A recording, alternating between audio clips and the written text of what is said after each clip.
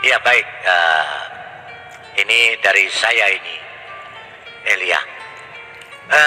Elia, adakah pertama ini kiat-kiat kamu untuk menyampaikan pemberitaan Injil, ya, menanggapi iman Kristen yang disalahgunakan, disalahartikan? Kiat-kiat apa yang kamu jalankan? Kemudian apa sih hambatan yang paling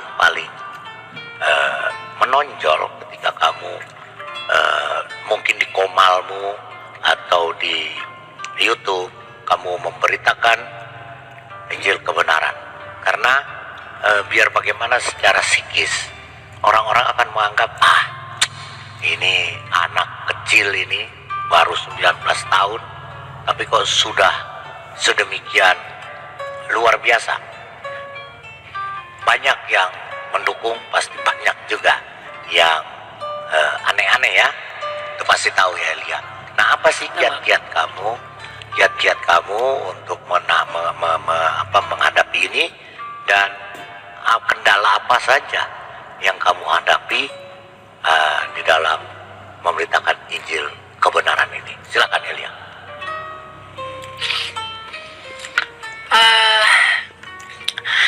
Kiat-kiat itu sebenarnya tidak ada ya kalau dari saya secara metode, tapi prinsip saya itu hanya satu, bahwa pemberitaan Injil itu harus santun.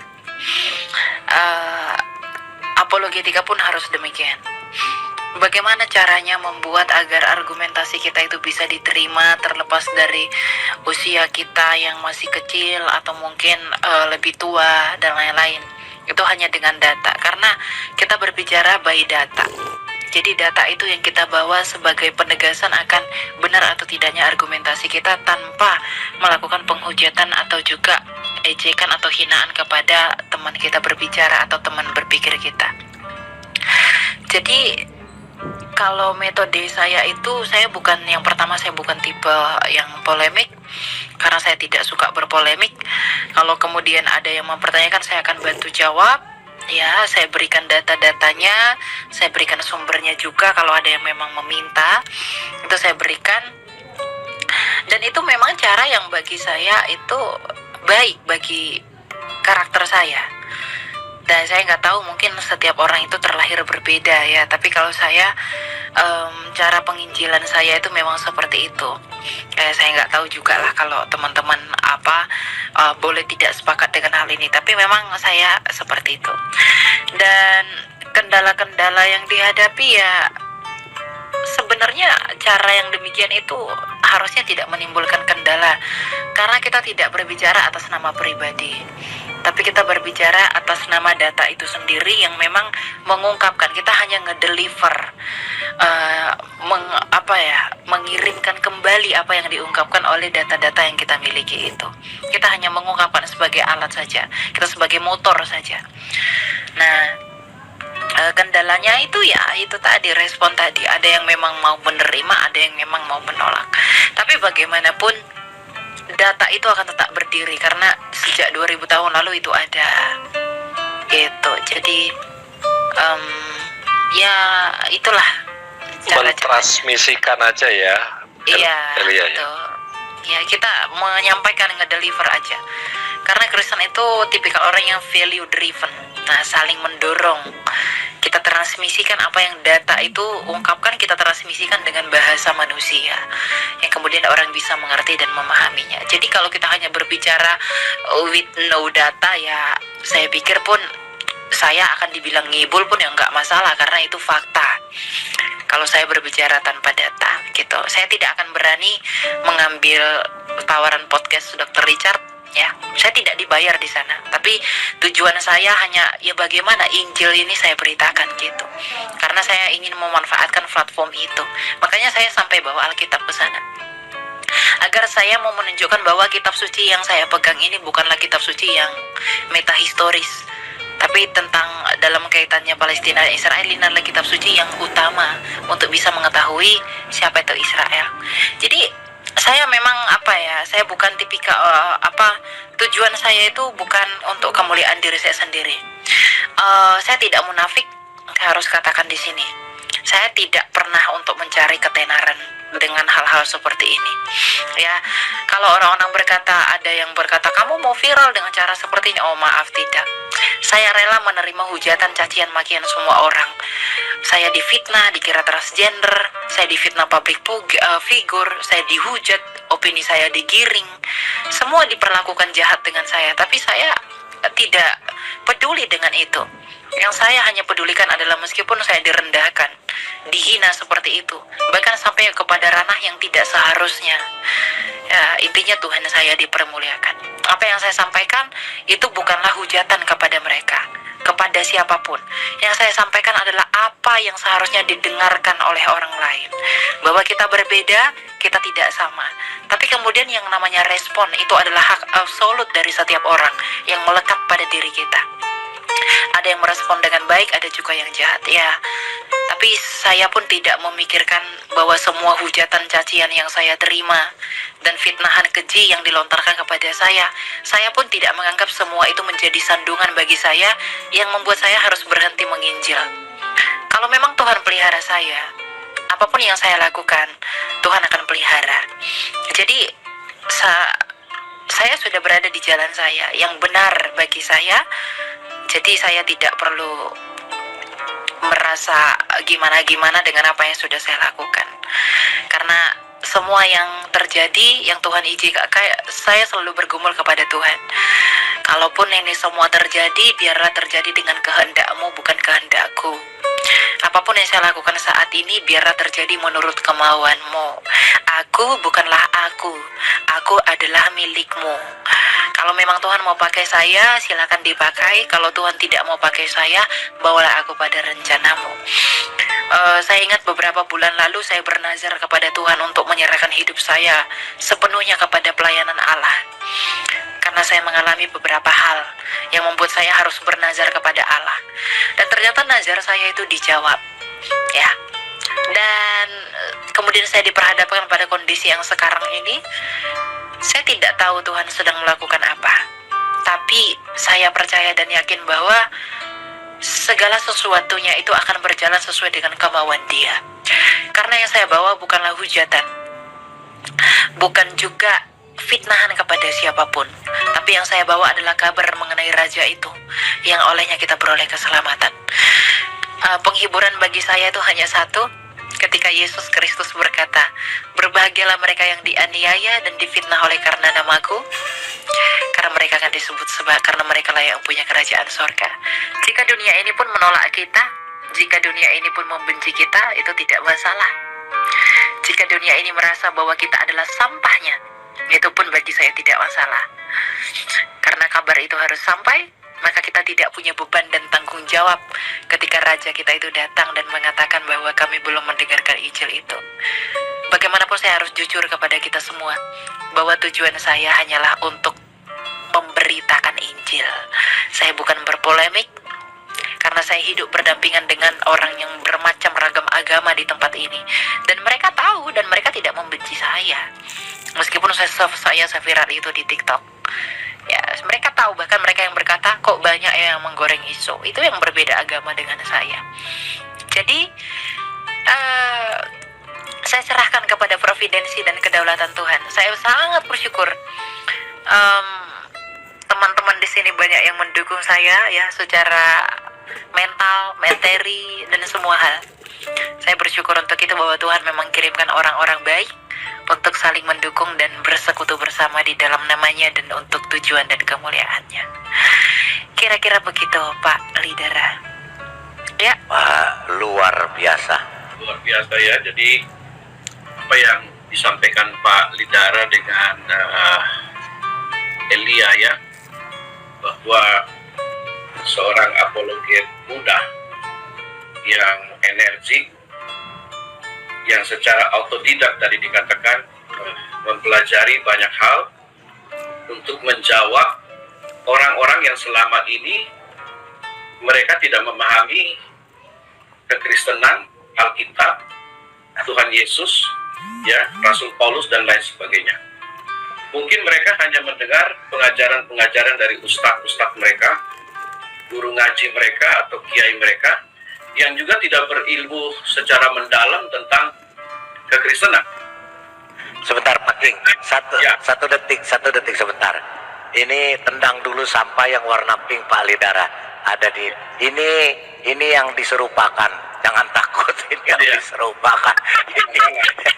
Ini talang air yang diserupakan. Dia dari kita juga, bukan yang asli. Jangan takut. Ya lanjut Pak King. Ya, Syukurin, Jadi, aneh-aneh aja sih kalau punya nama. ya Silakan, saya Pak King. harapkan semua anak muda ya, kekristenan itu harus benar-benar belajar sekarang ini. Karena para penyesat ini banyak sekali terjadi di TikTok, di Facebook, mungkin di Twitter atau di StreamYard ini ya, YouTube.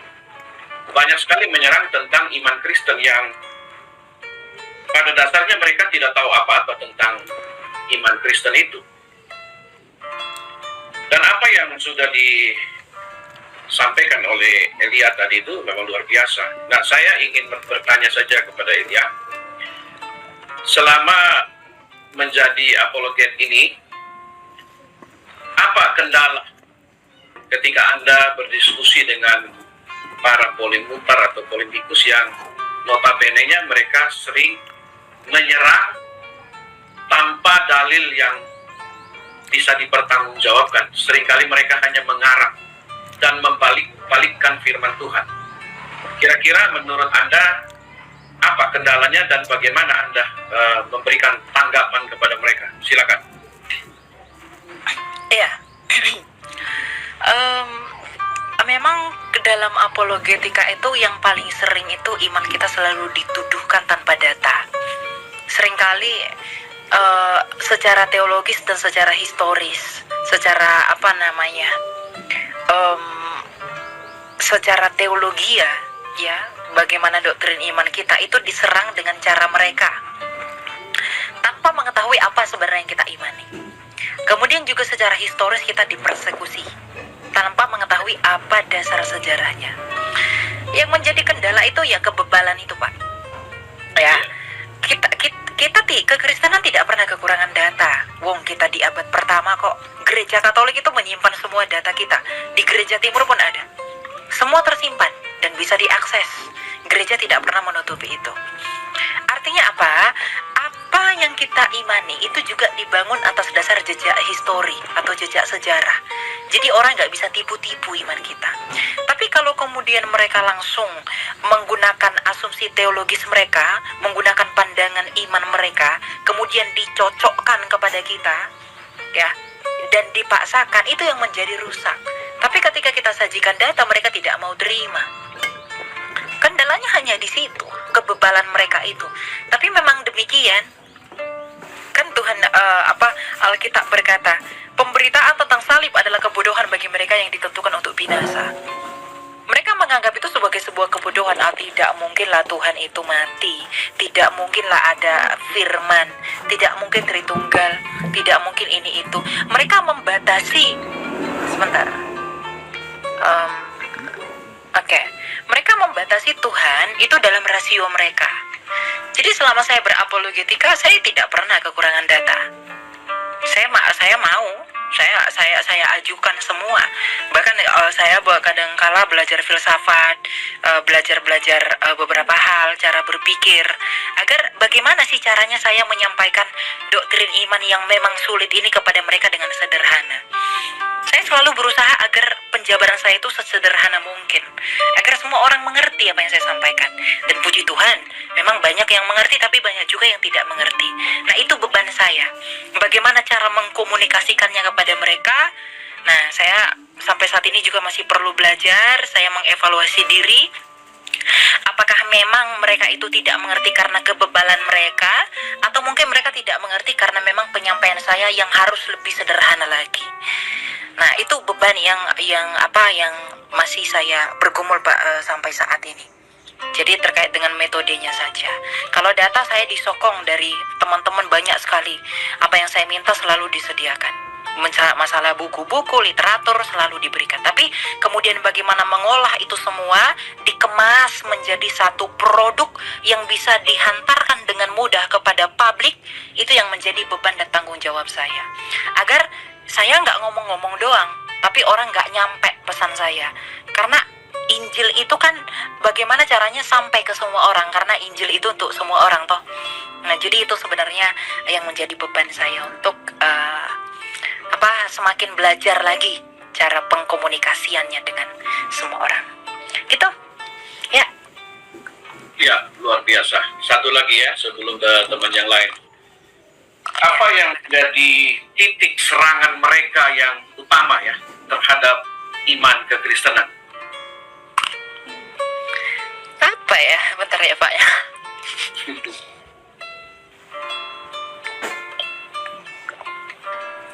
Oke. Saya minum dulu, santai. Nanti aja. Apa yang menjadi Santai Elias, silakan. Iya.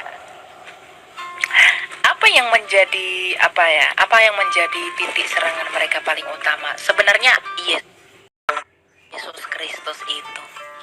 Mereka tersandung oleh karena kemanusiaan Yesus. Ya, mereka itu selalu berdalihnya, kenapa Yesus itu diangkat jadi Tuhan? Bahkan ada saya lihat di podcastnya seorang tokoh terkenal, ada seorang narasumber yang ngomong dengan lantangnya bahwa semua dunia tahu bahwa Yesus diangkat jadi Tuhan pada tahun 325. Lalu Lukas 2 ayat 11 mau dibuang kemana ketika malaikat mengatakan, hari ini telah lahir bagimu Kristus Tuhan di kota Daud. Ini orang-orang seperti yang kurang literasi ini yang perlu kita berikan pemahaman. Mereka bertebar kemana-mana seolah-olah sudah mengerti iman kita, tapi sebenarnya mereka tidak mengerti. Nah, kendalanya itu Pak. Orang-orang ini seakan-akan sudah punya kredibilitas di publik. Kalau saya belum punya legal apapun. Saya hanya anak kecil yang berusaha untuk memberikan penjabaran semampu saya. Tapi orang-orang yang sudah punya legal ini tapi tidak bertanggung jawab atas apa yang mereka ucapkan. Dan kemudian itu mempengaruhi orang dan kemudian menjadi tersandung. Itu yang saya jaga, agar orang-orang tidak tersandung. Dan kebanyakan teman-teman Kristen itu tersandung oleh karena apa? Kemanusiaan Yesus Kristus. Enggak mungkin lah Tuhan jadi ini, enggak mungkin lah Yesus itu ini, bla bla bla bla bla bla. Yang kemudian orang-orang seakan-akan berpikir, oh iya betul juga ya. Itu yang menjadi titik serangan mereka. Di mana-mana Yesus yang dibahas. Yang kemudian itu untuk dibuat terlihat benar tuduhannya, agar tuduhannya terlihat baik gitu ya, agar tuduhannya terlihat valid. Kemudian mereka mulai menyerang Alkitab. Alkitab itu kan ditulis oleh si ini, oleh si itu. Ini kan tidak ori, bla bla bla, direvisi. Itu yang perlu dijawab. Jadi kalau titik serangan mereka itu yang paling sering kali saya hadapi dalam apologetika saya, itu ya kemanusiaan Yesus Kristus. Dan kadang mereka menggunakan logika mereka untuk mengevaluasi itu. Misalnya, mari kita gunakan logika kita. Mungkin nggak Tuhan mati, mungkin nggak Tuhan ini. Padahal itu logika mereka masih sebatas logika kecil. Karena logika Kristen itu sudah di atas. Karena kalau berbicara tentang Allah itu adalah sesuatu yang supra, di atas rasio. Bukan lagi berbicara rasio, tapi mereka menggunakan rasio. Ini yang mereka nggak pahami. Itu yang kemudian menjadi kendala juga. Yang menjadi kendala, tapi kemudian itu yang sering diserang. Jadi mereka tidak mengerti, tapi mereka menyerang. Makanya saya selalu katakan begini, semua tuduhan yang dilontarkan kepada kekristenan, itu sejatinya adalah tuduhan yang disebabkan oleh ketidaktahuan. Hanya ngikut-ngikut saja. Tapi ketika sudah diberitahu, oh ternyata begitu, ada yang mengerti, ada yang tidak mengerti. Jadi yang buat orang itu sering yang pada poin apologet itu atau kekristenan itu sering diserang, ya pada Yesus Kristus pribadinya dia. Sampai sejarahnya dicari, kemudian juga mengenai hakikatnya dicari, hanya untuk menjatuhkan saja. Ya kan para polemik begitu. Gitu Pak, jadi memang Yesus Kristus akan menjadi trending topik di seluruh dunia sampai akhir zaman. Karena selalu ditanya. Ya, baik. Gitu. Terima kasih banyak buat masukan-masukannya. Ya, saya kembalikan ke Pak Lidar. Silakan. Itulah Elia, banyak yang mendukung kamu. Terus jadi ya, seperti dikatakan di Roma 12 ayat 20-21. Ya, kita harus menumpuk bara di atas kepala mereka yang bebal, supaya mereka mengerti, dan janganlah kita kalah terhadap kejahatan, tetapi kalahkanlah kejahatan dengan kebaikan. Itulah maka Elia jalankan terus apa yang Saya sih, kamu Pak, lakukan. kalau Ya. saya sih Pak, saya tuh ketika saya mulai viral dari TikToknya, dari YouTube-nya Dr. Richard, itu mulai saya digoreng-goreng sama mereka. Biasa, biasa. Ya, kemudian juga ada fitnahan yang diajukan kepada saya, misalnya Ratu Entok. Ya, Ratu Entok itu seorang tokoh publik, memfitnahkan saya, banyak sekali tuduhan, bahkan langsung di hadapan saya. Tapi saya berpikir bahwa saya tidak perlu menanggapi hal seperti itu. Ketika saya live, saya dihujat orang, saya diperlakukan tidak baik. Saya berpikir itu tidak sebuah hal atau sesuatu yang penting untuk diresponi. Karena memang tujuan kita untuk menginjil, bukan untuk cari sensasi. Kalau Amin. saya mau cari sensasi, saya bisa mempermasalahkan itu. Tapi saya nggak mau. Saya berfokus kepada apa yang menjadi tujuan kita. Ya, nah, jadi meskipun ketika saya dihujat, saya dicaci, saya dimaki, saya serahkan itu kepada Tuhan. Karena bagaimanapun, saya tidak menghujat siapapun, saya tidak menghina, saya tidak merendahkan, saya tidak melakukan sesuatu yang jahat kepada orang atau kepada agama atau institusi tertentu. Saya hanya menyuarakan apa yang harus saya suarakan sebagai seorang Kristen. Saya menekankan perbedaan agar tidak ada pemaksaan terhadap persamaan. Itu yang saya lakukan, tapi itu pun mendapat respon yang tidak baik. Orang-orang menggoreng saya sebagai pemecah belah. Mereka mengatakan saya sebagai orang jahat. Tapi tidak apa-apa. Ya, ketika mereka berusaha menakut-nakuti saya tidak takut sama sekali. Saya ingat ketika Nabi Elia itu melawan 400 Nabi Baal. Baru saya mau ngomong. Puji Tuhan, haleluya, lanjut. Dia hanya sendirian. Lawannya adalah 400 Nabi Baal. Apakah Nabi Elia merasa gentar? Bukan. Karena Amin. baginya Tuhan adalah Allah. Dia berdiri di kakinya untuk mempertahankan apa yang dia anggap sebagai kebenaran, karena memang benar. Nabi Elia tidak melakukan penghujatan kepada Baal, tapi ia menunjukkan bahwa Baal dan para nabinya itu adalah sebuah kesalahan. Dan Allah dimuliakan. Saya pun begitu. Saya ingin melakukan itu. Karena tidak ada kemuliaan Tuhan yang keluar dari penghujatan. Amin. Tidak ada berita kebaikan yang dikeluarkan dari hujatan. Kalau saya menghujat kembali, boleh nggak? Boleh. Bisa saya. Apa susahnya bagi saya menghujat kembali? Saya bisa dengan mudah viral. Saya bisa lebih mudah terkenal dengan cara seperti itu. Tapi untuk apa kita melakukan itu? Gitu lah. Nah, jadi kalau ada teman-teman yang merasa bahwa Elia dihujat, dicaci, dimaki, kenapa tidak apa? Atau mungkin kenapa tidak membalaskan, ya? Saya serahkan saja itu kepada Tuhan dan saya melepaskan pengampunan. Yesus Kristus Raja kita itu aja, ketika dia disalibkan, dicaci, dihina, diludahi, direndahkan, apa katanya? Ya Bapa, ampunilah mereka sebab mereka tidak tahu apa yang mereka perbuat. Dia melepaskan pengampunan, apalagi saya yang penuh dengan dosa ini. Siapa saya tidak berhak atau tidak harus melepaskan pengampunan? Begitu. Jadi berdiri di atas kebenaran itu adalah motivasi yang utama. Ya, selama kita tidak menghujat, tidak melakukan apapun, tidak dalam artian tidak merendahkan siapapun, oknum siapapun, manusia siapapun, kita tetap memberitakan Injil, karena bagaimanapun emas tetaplah emas. Nanti pada akhirnya mereka akan menyadari itu, ya. Karena saya berpikir bahwa ketika orang-orang menghujat saya, ketika orang-orang berusaha menjatuhkan saya, tentu mereka sedang di dalam psikologi emosi mereka. Mereka hanya belum mengerti tentang apa yang saya sampaikan, tapi pada akhirnya saya berdoa kepada Tuhan agar mereka diberi karunia untuk mengerti. Karena itu tujuan kita, gitu loh. Kira-kira. Amin. Ya. Amin. Haleluya.